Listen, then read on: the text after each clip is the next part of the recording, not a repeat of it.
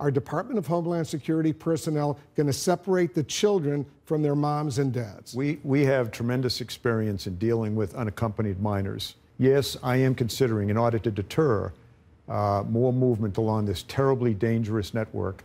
That's General John F. Kelly, Trump's chief of staff, Guantanamo Bay superfan, anti-immigration nationalist, and supposedly the voice of reason in the White House.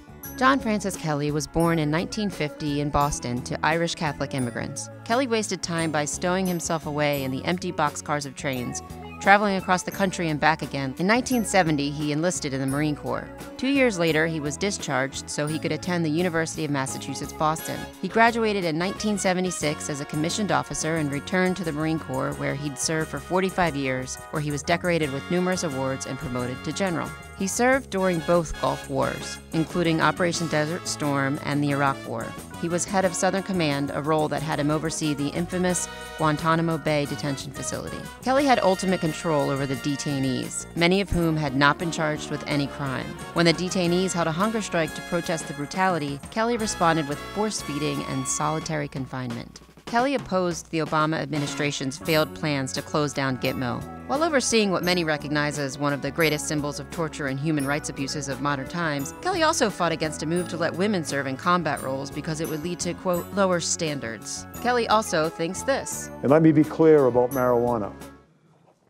It is a potentially dangerous gateway drug that frequently leads to the use of harder drugs. His resume, however, was a gateway to something much harder than he had ever done before, a role in Trump's White House. Trump tapped Kelly as Secretary of Homeland Security because, like Trump, Kelly is a hawk on immigration. Although the agency was set up right after the 9/11 attacks to combat terrorism, under Trump it's become an arm of the anti-immigrant machine. The wall and our physical barrier, something to secure our border. You all know that we're looking at that. In fact, I think the proposals closed out yesterday. What it'll look like, how tall it will be, how thick it will be, what color it will be, is yet to be determined. Kelly might not know what the wall would look like, but he sure knows what the people it would keep out look like. While Kelly seems intent on protecting his country, he also seems to forget what it was built upon. They're also not people that would easily assimilate into the United States, into our modern society. They're overwhelmingly rural people. In the countries they come from, 4th, 5th, 6th grade educations are kind of the norm.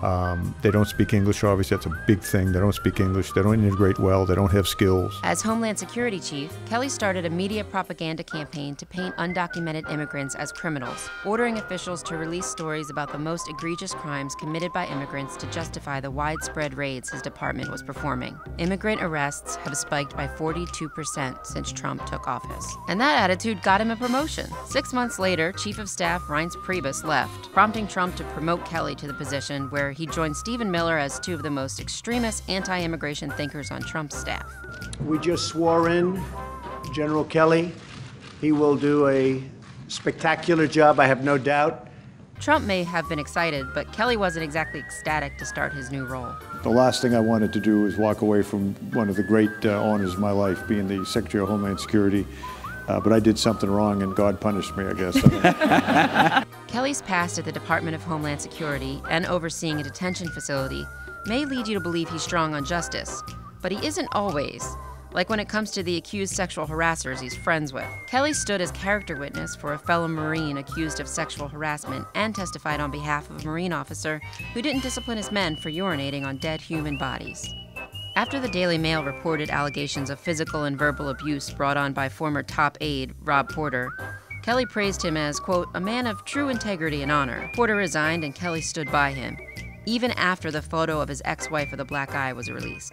Quote, I stand by my previous comments of the Rob Porter that I have come to know since becoming Chief of Staff and believe every individual deserves the right to defend their reputation, end quote. Kelly, now captain of the Trump ship, at first was slated to bring some much-needed discipline, structure, and order to the West Wing.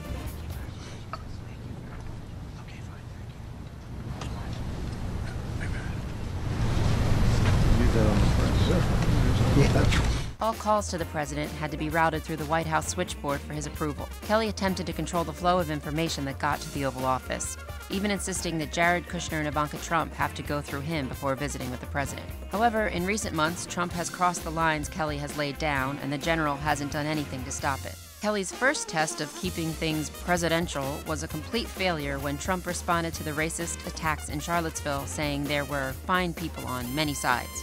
Kelly stood there, defeated, but he stuck around. While he's taken steps to try and tame the madness occurring in the White House, it looks like he's coming up a bit short. His boss is starting to feel isolated with these new rules. But if his past complicity says anything, the door to the Oval Office will stay wide open. Kelly's endeavoring to comprehend the Trump administration and his place in it is ongoing and could quickly change course. For instance, recently he's reportedly called the White House a miserable place to work. Sorry, John.